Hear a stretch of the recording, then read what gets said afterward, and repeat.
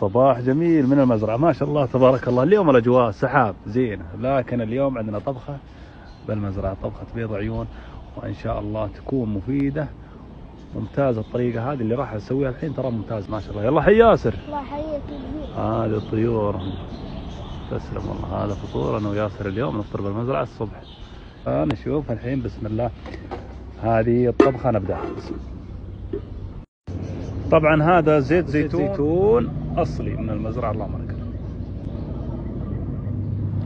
يكفي تترك على الغاز لين يسخن شوي.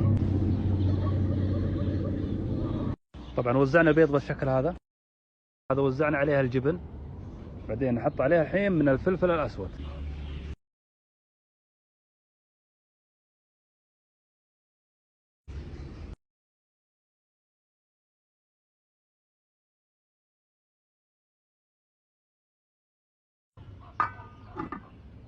وبعد 4 دقائق ما شاء الله، 4 دقائق على نار شمع ما شاء الله. هل ما هو مستوي؟ شوف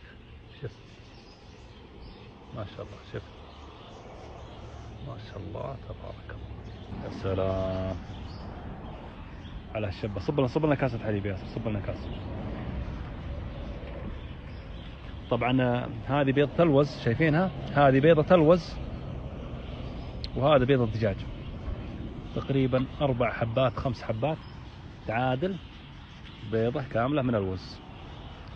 اليوم الأجواء رهيبة، صباح جميل اللهم لك الحمد. تعال يا زاهر قرب. بسم الله اعطنا الخبز. برد ياسر ها. ما شاء الله. وخر الزاهر اجلس.